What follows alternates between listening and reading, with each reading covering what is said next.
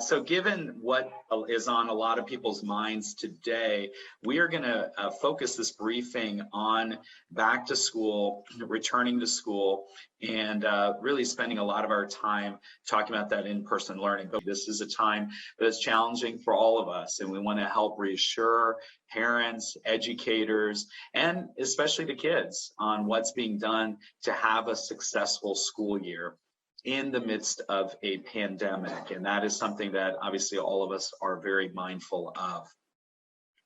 We recognize that we're in a difficult moment for all of us. And we also recognize that Washington schools have the structure as well as the processes and the protocols and the people to have successful education in person. All K through 12 schools, public and private, as you know, are required to implement layered safety measures to prevent the spread of COVID-19. Dr. Miller is going to be speaking about that. And I did want to mention that the first of these really do start with vaccinations. Vaccines are required for all staff, as you know, by October 18th. And the good news is many staff have already been vaccinated, and this is absolutely protective for not just the staff member and those around the staff member, but especially the students and the kids who are going back to school. We strongly recommend, although it's not required, as you know, for students, we strongly recommend that any child age 12 and older get vaccinated as soon as possible to help protect themselves and their classmates as we go back. And if I can ask our team to show, okay, well, we've got this. Thank you for the school bus. I love the school bus visual here. And I will just say that, you know, vaccines are the top of this, but next does come masks. And as we know, they're very good at limiting transmission. And that is why I signed the secretary order last week for masking indoors. But as you know, we're also requiring masking K through 12 to limit transmission. And we know that the studies of schools in other states show that when masks are worn uniformly by students and staff, even in areas of high community transmission, the schools remain protected, and it is important for us to have that real universal masking in schools as well.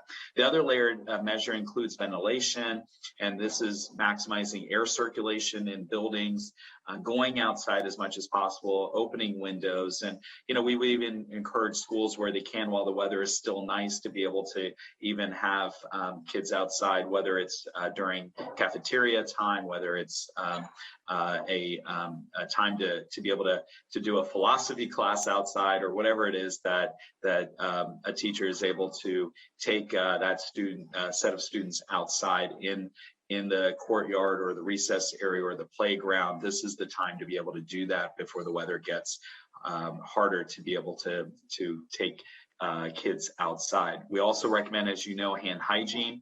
That includes everything from hand sanitizers and making sure that the bathrooms are there and clean, but also for parents and teachers alike, that when either the child or the educator is sick, that they stay home, and that we do everything we can to have good cleaning practices back in the school, but also we do everything to check for symptoms for every day for kids and for teachers. And we'll be making sure, we want to make sure that kids who are sick or adults who are sick are not going into a congregate setting and getting others sick as well.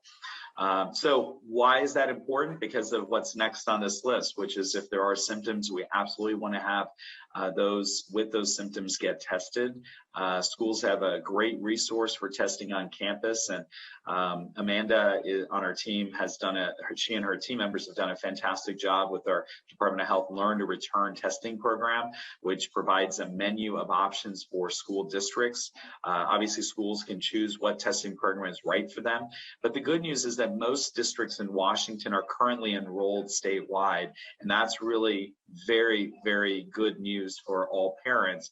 And if your schools or school districts have not enrolled, I would encourage obviously them to do so. It's not too late to do so.